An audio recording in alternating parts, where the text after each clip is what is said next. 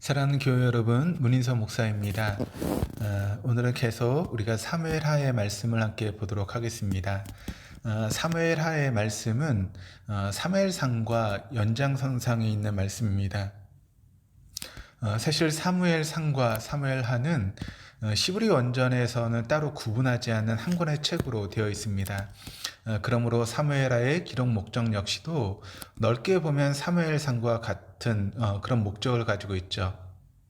다만 사무엘하의 내용에만 근거해서 기록 목적을 살펴보면 사무엘하는 남북 분열 왕국 체제하에 전 이스라엘 백성들에게 전날 다윗의 통일 왕국이 하나님의 주권하에서 강력한 왕국으로 성장했던 그런 과정과 또 다윗의 개인적인 성공과 실패를 통하여 국가적으로나 혹은 개인적으로 성공과 실패의 관건은 오직 하나님께 대한 순종 여부에 있음을 보여주고 있습니다. 나아가 하나님께서 역사의 주인이심을 깨닫게 하기 위해서 기록된 것이 사무엘하의 말씀입니다. 아울러 사무엘하는 이스라엘 역사상 가장 위대하였던 다윗 왕국도 결국 인간의 죄성으로 인한 왜곡과 고통에서 헤어나올 수 없음을 보여줌으로써 인간은 결국 세상에서는 완전한 평화와 행복을 얻을 수가 없고 오직 다윗의 후손으로 오실 영원한 우리의 왕이 되시는 메시아가 세우실 메시아 왕국만이 이를 보장해 줄 수 있음을 각성시켜주고 있습니다. 한편 사무엘하는 다른 역사서와 마찬가지로 대체적으로 연대순으로 기록하고 있습니다. 그러나 그러면서도 일부분에서는 연대기를 무시하고 주제별로 기록하는 등 어떤 편집의 특징이 나타나기도 합니다. 이것은 저자가 특정 사안, 예컨대 왕권 교체의 정당성이나 다윗의 범죄와 그 결과 등을 강조하기 위해서 이런 식으로 기록을 하고 있습니다. 이러한 맥락하에 이제 사무엘하의 기본적인 내용을 좀 더 구체적으로 우리가 보게 되면 사무엘하의 처음 부분은 사울의 죽은 후에라고 하는 말로 시작이 됩니다. 이것은 사무엘하가 사무엘상과 연장성산에 있음을 나타내주는 동시에 사무엘상과 사무엘하를 나누는 결정적인 기준이 되고 있는 것입니다. 사울의 묵은 시대가 가고 다윗에 의한 새 시대가 도래하였음을 암시하는 역할을 합니다. 사울왕 사후 다윗은 헤브론에 올라가 그곳에서 백성들의 추대를 받아 왕으로 즉위합니다. 이때가 대략 BC 1010년경으로 알려지고 있는데 다윗이 사무엘로부터 기름 부음 받은 지 약 15년이 지난 뒤였습니다. 그런데 다윗은 이때 왕이 되긴 하였으나 전 이스라엘의 왕이 된 것은 아닙니다. 다윗은 겨우 유다 한 지파의 왕이 되었을 뿐입니다. 유다 지파 외의 다른 지파는 다윗을 자신의 왕으로 인정하지 않았습니다. 더욱이 다윗은 블레셋의 봉신과 같은 위치에 있었습니다. 우리가 알고 있는 것처럼 이스라엘은 블레셋과의 길보아 전투에서 패하게 되고 블레셋의 속국으로 전락한 상태였습니다. 그럼에도 불구하고 다윗이 유다의 왕이 될 수 있었던 것은 블레셋이 중앙정부의 붕괴로 심히 극도로 약화된 이스라엘 각 지파에게 제한적인 자치를 허용했기 때문으로 우리가 볼 수 있게 됩니다. 이스라엘의 남쪽 유다가 수립된 것과 달리 북쪽에서는 한동안 무정부 상태가 지속되고 있었습니다. 그러다 약 5년이 지난 후에 사울의 장군이었던 아브넬이 유다 동편 길르앗 땅에 위치한 마나임에서 사울의 넷째 아들인 이스보셋을 왕으로 옹립하고 이스라엘 정부를 수립하게 됩니다. 이렇게 하여 사울 사후에 이스라엘은 일시적으로나 남쪽 유다와 그리고 북쪽 이스라엘의 다윗 왕가와 사울 왕가로 분열되게 됩니다. 그리고 남쪽의 유다 왕가와 북쪽의 사울 왕가 사이에는 갈등이 초래되게 되죠.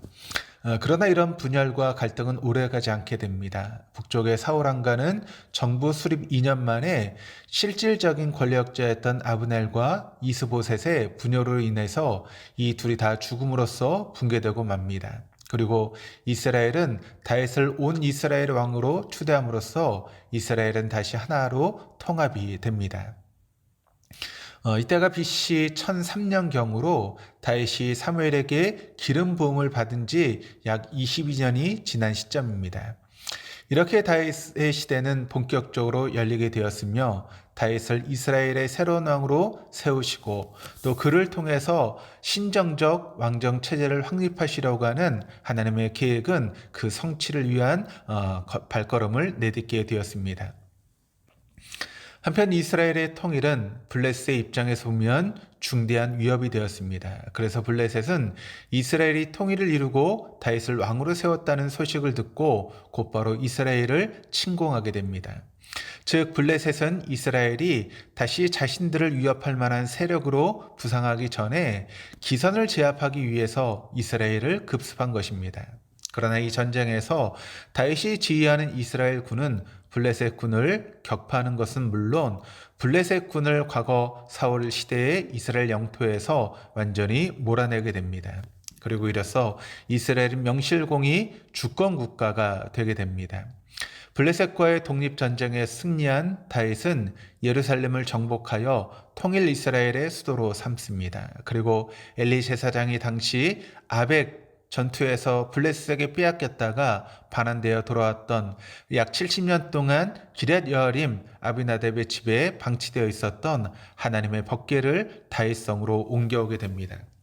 이렇게 다윗이 언약궤를 예루살렘으로 옮겨온 것은 비록 이스라엘이 통일을 이루었다고 하나 내부적으로는 남과 북이 여전히 하나 되지 못하였으므로 그것을 어떤 여호와의 신앙으로 극복하고 또 백성들의 혼란했던 신앙 문제를 해결하는 동시에 신본주의적 다윗 왕국의 통치 이념을 보다 공고히 하기 위함이었습니다. 즉 다윗은 자신의 왕국의 통치 이념을 하나님의 말씀에 두고 그 말씀으로 온 백성이 하나 되는 나라를 건설하고자 하는 가시적인 표식으로서 하나님의 말씀과 하나님의 임재의 상징이었던 언약궤를 왕국의 수도로 옮긴 것입니다. 언약궤의 다윗성 안치 후 다윗은 본격적으로 정복전쟁에 돌입하게 되는데 그는 서쪽으로는 블레셋을 정복하여 블레셋과의 오랜 싸움을 종결시키고 또 북쪽으로는 유프라데스강 유역에 위치한 아람 족속들을 정복하였으며 동쪽으로는 모압과 암몬 그리고 남쪽으로는 에돔을 정복합니다. 이렇게 하여 다윗은 그의 생전에 하나님이 아브라함에게 약속하신 약속의 땅을 모두 차지하게 되었으며 다윗 왕국은 중동 지방에서 맹주로 부상하게 됩니다. 이러한 정복 전쟁은 BC 990년경에 완료되게 되는데 이때쯤에 다윗의 왕위를 이을 언약의 후사 솔로몬도 출생하게 됩니다.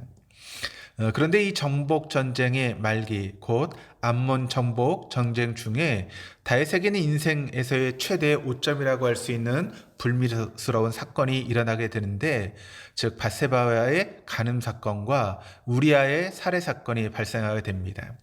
이 사건 이후 다윗 왕가와 왕국에 찾아온 모든 재앙에 그것이 원인이 되고 말지요. 즉 다윗의 밧세바 간음과 우리아의 살해는 밧세바가 처음 낳은 아이의 죽음, 암논의 다말 성추행, 압살롬의 암논 살해, 압살롬의 반란, 세바의 반란 사건의 원인이 되게 됩니다. 암논의 다말 성추행 사건은 BC 989년경에 발생하였을 것이며 압살롬의 반역 사건은 BC 978년경에 발생할 것으로 성경학자들은 보고 있습니다.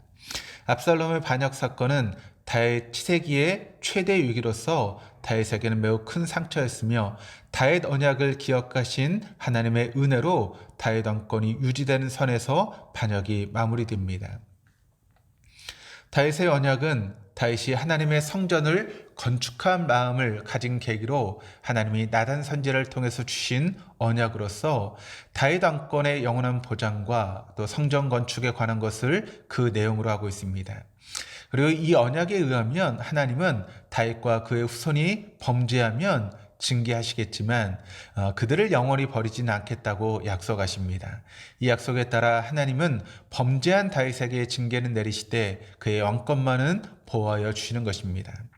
이런 다윗 언약은 1차적으로는 다윗 왕권과 성전에 관한 것이나 궁극적으로는 다윗의 후손으로 오셔서 전 인류의 구속주가 되심으로써 택한 백성의 영원한 왕이 되실 메시아 예수의 왕권과 왕국 건설을 포괄적으로 담고 있는 예언적인 언약으로 구약 성경의 정점을 이룹니다. 이런 다윗의 언약이 언제 주어졌는지는 불확실하지만 다만 추정컨대 암몬과의 전쟁이 발생하기 전 곧 사무엘하 8장의 정복 전쟁이 1차 마무리되었을 즈음으로 보고 있습니다. 이상 우리는 사무엘하를 이해하는 데 필요한 기본적인 사실을 살펴보거니와 사무엘하는 다윗의 1세기를 중심으로 한 왕정시대의 초기 역사를 다루고 있습니다. 그러나 이 사무엘하는 왕정시대 초기 역사를 보여주는 것을 궁극적으로 목적을 하고 있지는 않습니다. 앞에서도 이미 밝혔거니와 사무엘하는 다윗의 통일왕국이 강력한 왕국으로 성장하는 데 다윗을 통해서 이스라엘을 하나님이 원하시는 신정 왕국으로 정착시키려고 하는 강력한 하나님의 섭리가 있음을 우리에게 보여주고 있습니다. 나아가 하나님께서 역사의 주인이심을 깨닫게 하기 위해서 기록된 말씀이 바로 사무엘하의 말씀입니다. 또한 사무엘하는 다윗의 개인적인 성공과 실패를 통하여 국가적으로나 그리고 개인적으로 성공과 실패의 어떤 관건은 오직 하나님께 대한 순종 여부에 있음을 보여주는 것으로 목적으로 하고 있습니다. 따라서 우리는 이 사무엘하를 대할 때마다 이러한 기록 목적을 먼저 염두에 두고 이 말씀을 읽어야 됩니다. 이 말씀의 기록 목적인 것처럼 우리가 하나님의 말씀에 순종하는 삶을 살아갈 때 우리는 개인적으로나 또 국가적으로 또 우리 교회 공동체적으로도 성공하는 그런 놀라운 역사가 있게 될 것이지만 하나님 말씀에 우리가 불순종할 때 우리의 삶 가운데 놓여지는 것은 실패밖에 없다라고 하는 것을 여러분 기억하시기를 주님의 이름으로 축원합니다. 사순절기를 여러분 주의 은혜 가운데 보내시고 또 우리가 기도하고 있는 기도의 제목을 함께 기도하시면서 이 사순절기를 보내실 수 있는 저 여러분들 될 수 있기를 주님의 이름으로 축원합니다.